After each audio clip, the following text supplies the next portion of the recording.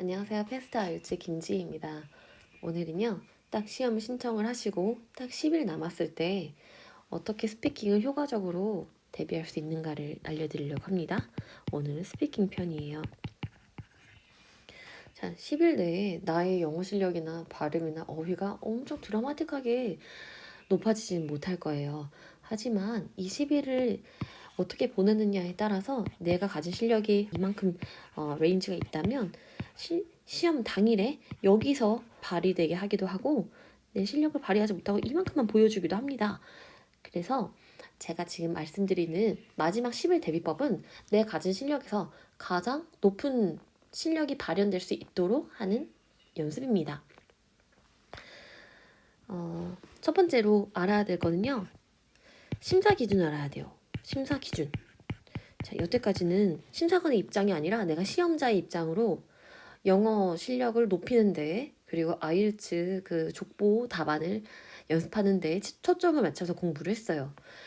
같은 영어 실력이더라도 어떻게 말을 하냐에 따라서 심사 기준은요. 제가 제 블로그에 이 파일을 올려드리고 링크를 더보기란에 달아드리겠습니다. 이게 이제 오픈된 밴드 디스크립터예요. 심사관이 이러한 기준으로 캔디데이트를 채점을 하겠다, 심사를 하겠다라고 공표한 그 자료예요. 총 4가지 심사 기준입니다. 이 4가지 점수의 평균 값에 내림한 게 나의 밴드 스코어가 돼요. 예를 들면요. 여기 밴드에 해당하는 표현이 디스크립터가 있죠. 내가 플루언스가 이 정도에 해당이 된다. 그럼 플루언스 6점을 받는 것이고요. 렉스컬이 한 5에 해당하는 것 같다. 그럼 나 5가 받는 거예요. 그래서 이렇게 6, 5, 6, 5 뭐 이렇게 나왔다고 합시다. 그러면 이분은 5.75가 평균값이죠. 5.75가 나오신 분은 밴드 5.5를 받게 돼요. 그래서 딱 시험 전에 내가 어느 정도의 점수가 나올 건지 예측을 할 수가 있습니다. 7에도 마킹이 되고 6에도 마킹이 됐다. 그러면요. 이 사람 플러스 6이에요. 그러니까 높은 6이 되는 거예요. 렉스컬도요. 렉스컬도 대부분 이제 가장 많이 나오시는 그 점수대가 5, 6, 7 드물게 나오고요. 5, 6이 가장 많이 나와요. 그래머도 5, 6이 가장 일반적인데 이 그래머에서는 우리가 흔히 알고 계시는 게 이 정확성이 그래머의 그 포인트다라고 알고 계시는데 근데 그 그래머 정확성뿐만 아니라 그래머 항목에 영향을 끼치는 것은 컴플렉스 센텐스의 비중이에요. 내가 문장을 말할 때 컴플렉스 센텐스가 많아야 돼요. 대부분 컴플렉스 센텐스가 베이직 센텐스보다 많아야 돼요. 그럼 컴플렉스 센텐스 뭐냐? 간단히 말해서 한 문장에 동사 2개 이상인 것이요. 그래서 부사절이 꾸며준다거나 who, which, that 이런 관계대명사 where, when 관계부사를 사용한다거나 as long as, because, although, unless, as if 이런 다양한 부사절 접속사 있죠? 그게 다 컴플렉스 센텐스예요. 그래서 문장을 길게 말하자. 수식어구를 붙여서 더 클리어하고 길게 말하자. 그러면 그래머 점수도 높아지고요. 플루언시도 높아질 거죠. 그리고 당연히 문장이 길어지니까 어휘도 더 많이 사용이 될 거죠. 이렇게 연습을 하셔야 됩니다. 그 다음 pronunciation은 pronunciation에서 가장 제가 피드백을 많이 드린 부분은 이미 한 단어의 정확성은 대부분 정확하게 발음하세요. 가장 잘 틀리는 그 단어도 있긴 하거든요. infamous로 발음하는 것. police가 아니라 police이라든가 코멘트가 아니라 comment라든가 그런 특정한 발음 이외에는 억양을 초점을 맞추셔야 돼요. 억양이라는 거 뭡니까? 강조하는 것은 강조하고 덜 강조할 것은 작게 말하고 짧게 말하고, 강조하는 것은 크게 말하고 길게 말하고, 이러한 억양을 자연스럽게 하는 것에 초점을 맞추셔야 됩니다. 자, 이렇게 4가지 기준을 알아봤어요. 이 4가지 기준을 알고 이제 마지막은 연습을 하셔야 됩니다. 자, 2번째, 족보를 봐야 됩니다. 족보가 뭡니까? 예상 문제예요. 예상 문제는 IELTS 프로라는 어플리케이션에서 있고요.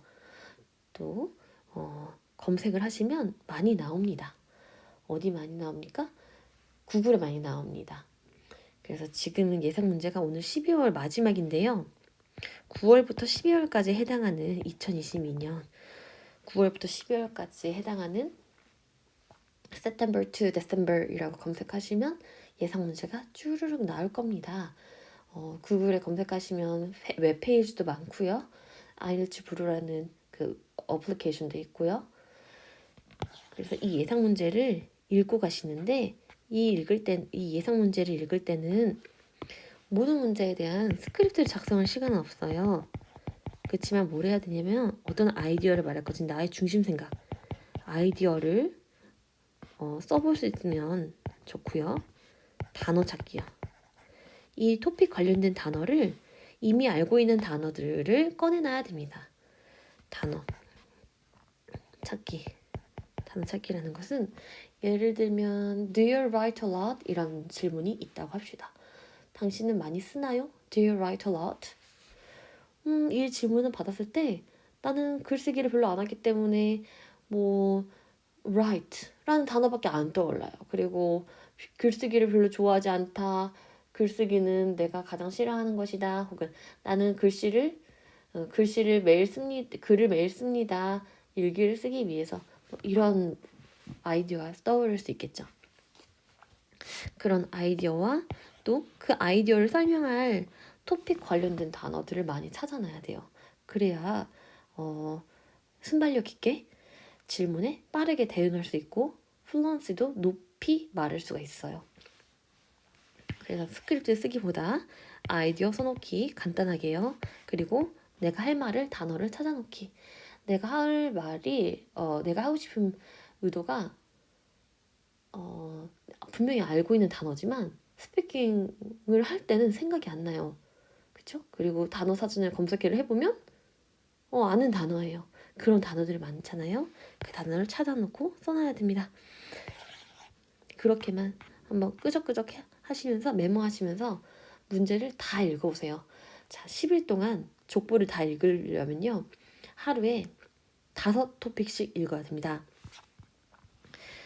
자, 어떻게 5토픽이 되냐면 파트 1, 파트 2, 3 이게 한 30개 있을 거고요. 얘가 한 50개 나올 거예요.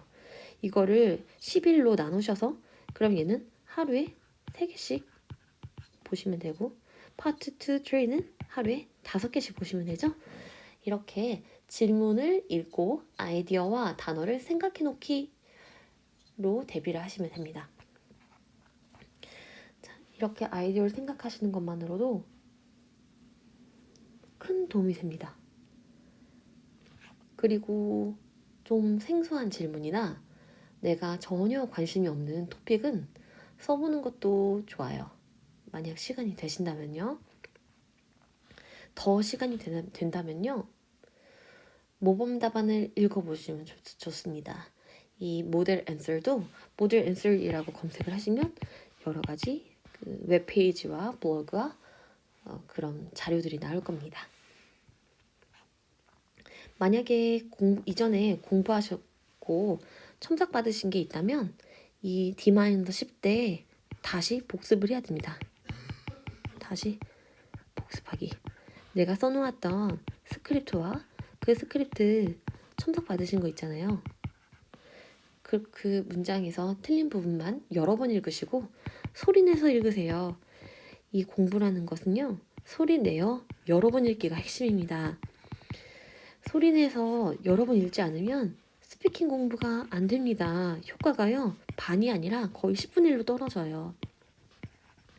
소리내어 여러 번 스크립트를 읽어보시고 그래서 그 문장이 의식해서 내가 문장의 어순을 막 생각하고 어법을 생각하면서 나오는 말이 아니라 I'm hungry 이런 문장처럼 무의식 중에 하나의 덩어리로 말할 수 있는 문장이 되도록 연습을 해야 됩니다. 그게 포인트예요. 그래서 다시 복습할 때는 틀린 문장만 소리내서 여러 번 읽기. 그러면 외워집니다. 내가 의식해서 외우는 게 아니라 여러 번 읽기 때문에 저절로 입에 붙어서 외워지는 겁니다. 그 다음 4번째. 마지막으로 해야 될 것은요. 실전처럼 벽 보고 말하기를 많이 해봐야 돼요. 실전처럼 말하기. 스터디를 참여하시고 계셔서 이제 대화하듯이 시험을 보듯이 할 수 있는 기회를 갖는 것도 좋고요. 그렇지 않으셔도 혼자서 이제 실전 연습을 할 수가 있습니다. 그 족보 문장을 읽고요. 읽고 그 족보 예상 문제를 읽고 그거에 대한 답변을 해보세요. 이 답변을 하신 다음에는 녹음을 합니다. 답변, 시뮬레이션 해보기, 녹음. 그 다음에 이 녹음한 걸 다시 들으면서 내 스스로를 평가해 보세요. 내가 심사자가 되어서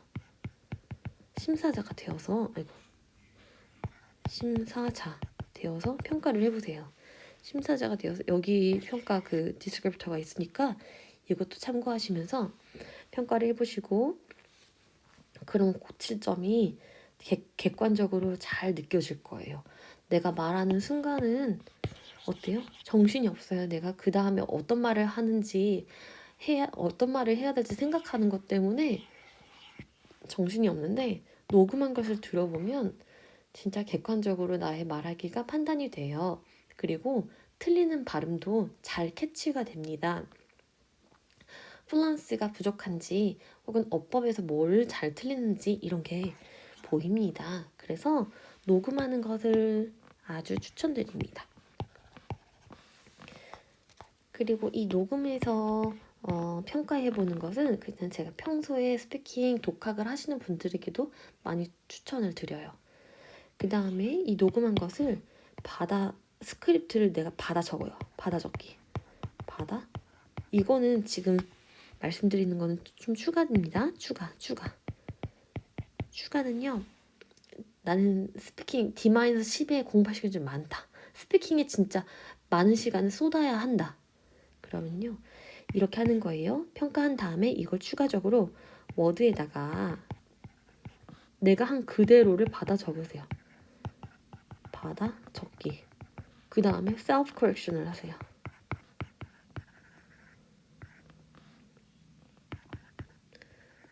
correction.